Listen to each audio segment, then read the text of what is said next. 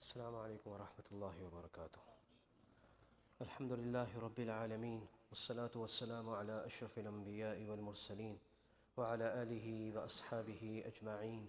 أما بعد، فأعوذ بالله من الشيطان الرجيم. بسم الله الرحمن الرحيم. يا أيها الذين آمنوا كتب عليكم الصيام كما كتب على الذين من قبلكم لعلكم تتقون. وعن أنس رضي الله عنه قال: قال رسول الله صلى الله عليه وسلم: تسحروا فإن في السحور بركة، أو كما قال عليه الصلاة والسلام. صدق الله العظيم وصدق رسوله النبي الكريم، ونحن على ذلك من الشاهدين والشاكرين، والحمد لله رب العالمين. سبحانك لا علم لنا إلا ما علمتنا إنك أنت العليم الحكيم. رب اشرح لي صدري ويسر لي أمري واحلل عقدة من لساني يفقه قولي رب زدني علما. Respected elders and brothers, indeed it's a huge blessing of Allah subhanahu wa ta'ala upon all of us that once again in our lifetime He has granted us this blessed month of Ramadan. There were many people in this community who were with us last year, but they are not with us this year anymore. Whether myself or any one of you sitting here, whether we will be present next year or not on the face of this earth, whether we will be on the top of this earth or underneath this earth, Allah knows best. So it's a huge blessing of Allah subhanahu wa ta'ala. We should thank Allah that He has granted us another opportunity to benefit from this blessed month. There is no other month in the whole year for which Rasulullah sallallahu alaihi wasallam made dua 2 months prior to the coming of the month, except for Ramadan. For Ramadan in Rajab, he made this famous dua that the ulama and the khutaba tell us in Jummah and bayans, that when he used to cite the hilal for Rajab, he used to say, Allahumma barik lana fi Rajab wa Sha'ban. Oh Allah, give us barakah in the months of Rajab and Sha'ban. Wa ballighna Ramadan, and allow us to reach till Ramadan. So this gives us an idea how blessed and important and significant this month is. Regarding our pious predecessors, it is written in the books, 6 months before the coming of Ramadan, they used to make dua. Oh Allah, allow us to live until the month of Ramadan. And 6 months after Ramadan, they used to make dua. Oh Allah, accept the ibadats that we did in the month of Ramadan. So this is a gauge to get an idea regarding the value and significance of this month. So first of all, we should all be thankful to Allah subhanahu wa ta'ala. We should plan this month such that we should fully benefit from each and every moment of this month, whether it be the day or whether it be the night. A few sunnahs of Rasulullah sallallahu alaihi wasallam regarding suhoor, the pre-dawn meal, sehri jisko Urdu mein kehte hain. A few sunnahs regarding the iftar, the breaking of the fast, and likewise a few related items regarding tarawih based on the time we have. The hadith that I mentioned in front of you is the hadith of Bukhari and Muslim. Anas radiyallahu anhu narrates that Rasulullah sallallahu alayhi wasallam said, "Tasahharu, fa inna fi as-sahuri baraka," or kama qal. You should eat the pre-dawn meal. In English, we translate sehri or suhoor as pre-dawn meal. You should eat the pre-dawn meal or the sehri. Fa inna fi as-sahuri baraka, because in this meal Allah has put baraka. Sehri khaya karo, क्योंकि सहरी के अंदर अल्लाह पाक ने बरकत रखी है. It is mentioned in another hadith, halumma ilal ghada il mubarak. Rasulullah sallallahu alaihi wasallam saw someone passing by. He was doing sihri. He said, come on, run, haste towards the food that is full of barakah, that is full of blessings. बाबरकत खाने की तरफ, बरकत वाले मुबारक खाने की तरफ दौड़ कर आओ. दावत दी आप सल्लल्लाहु अलैहि वसल्लम ने जब एक सहाबी को सहरी के वक्त गुजरते हुए देखा. That's why the ulama say, whether it's one sip of water, one sip of milk, or whether it's a single date, we should try our best to do sihri, that meal at that time, with the intention of sihri. So 2 things will be done. We will fulfill one sunnah of Rasulullah sallallahu alaihi wasallam, and this will give us the strength for the day. Okay? We, all of us, off and on, sometimes we get up late, and the day we are fasting without getting a chance to do sehri, we can feel the weakness in the body. So this gives us strength also. And as you might have heard until now, each and every sunnah of Rasulullah sallallahu alaihi wasallam in this month is multiplied all the way to a fard, an obligatory act. And every obligatory act is multiplied all the way to 70 obligations, 70 fara'id. Somebody prayed the Fajr Salah 2 weeks before in Sha'ban, he got the reward of 1 Fajr Salah. But today he prayed the Fajr Salah, he got the reward of 70 Fajr Salahs. So if we fulfill one sunnah in Sihri, in Iftar, in Taraweeh, in walking, in sitting down, we get the reward of fulfilling one fard, one obligatory act. And for 1 month of practice, automatically Allah will give us a tawfiq to fulfill the sunnahs of Rasulullah sallallahu alaihi wasallam for the remaining 11 months also. So one sunnah is to do Sihri. What is the best time of Sihri? The last part of the night. For example, you should stop eating, or the adhan is at 3:20 or 3:25, 30 minutes, 45 minutes, meaning the last part of the night. That is considered the best time of Sihri. Somebody has a job schedule, he has to do Sihri at 12, that's fine. I'm not saying it's an obligation, it's a sunnah. This is the best time as mentioned in the ahadith. So why not act upon as many sunnahs as possible? And what is the best food in Sihri?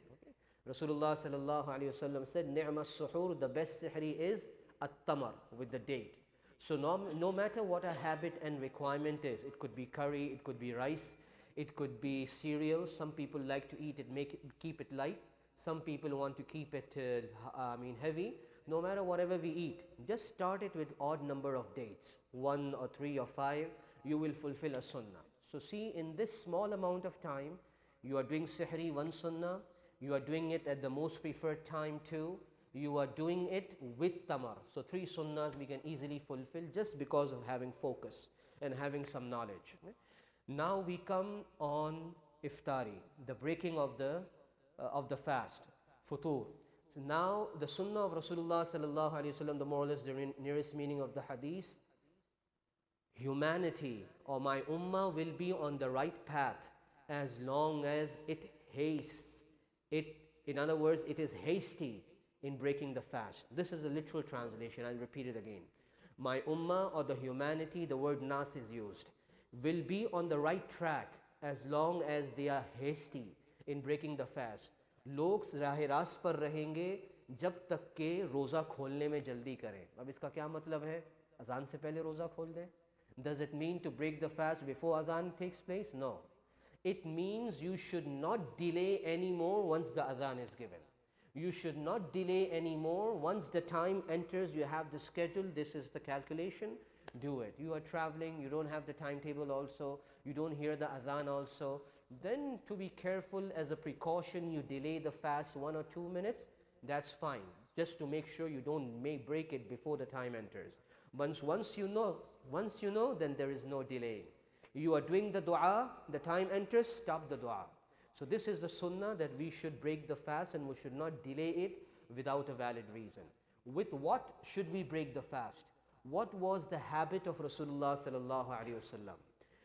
The hadith of Tirmidhi, Rasulullah sallallahu alaihi wasallam, the Sahaba radiyallahu anhu say that Rasulullah sallallahu alaihi wasallam used to break the fast with the tamarat, with the ripe dates. If ripe dates were not available, then tamarat. Tamarat is usually used for the dry ones.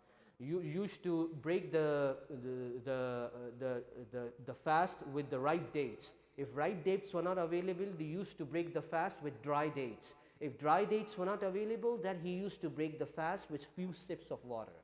आप सल्लल्लाहु अलैहि वसल्लम की सुन्नत और मिजाज और तरतीब क्या थी कि ताज़ा खजूरों से रोज़ा खोलते. अगर वो मुयस्सर ना होती तो सूखी हुई खजूरों से, जिनको हम छुआरे भी कहते हैं, उनसे रोज़ा खोलते. अगर वो भी मुयस्सर ना होती तो चंद चुल्लू भर पानी, थोड़े से पानी से जो है वो रोज़ा खोलते.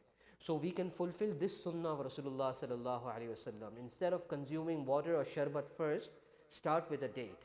This would be the sunnah sequence. Even at the time of the conquest of Makkah, the historians say while in Masjid al-Haram, Rasulullah sallallahu alaihi wasallam used to eat the date first, then he used to follow it with the water of Zamzam. If somebody does vice versa, I'm not saying it's wrong, you won't get a sin. The focus is on the sunnah. What did Rasulullah sallallahu alaihi wasallam used to do? So this is as far as the iftar is concerned. At the time of iftar, we should make dua. Allah subhanahu wa ta'ala says in the Quran, وَبِالْأَسْحَارِ هُمْ يَسْتَغْفِرُونَ. The quality of the believers is they make dua at the time of sihri, at the time of tahajjud. So while preparing sihri, a woman can read istighfar, astaghfirullah, subhanallah, make dua, Try to pray tahajjud if possible. Take some extra time, 2 rakats of tahajjud. At the time of suhoor, du'as are accepted. At the time of iftar, breaking the fast, du'as are accepted.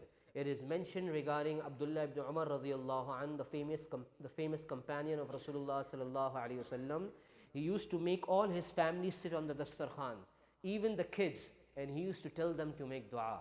The hadith of Rasulullah sallallahu alayhi wasallam mentioned in Musnad Bazzar that inna likulli muslimin fi kulli yawmin wa laylatin da'watan mustajaba, aw kama qala alayhi salatu wassalam. For every believer, in every day and night of Ramadan, meaning 24 hours of Ramadan, du'as are accepted by Allah subhanahu wa ta'ala.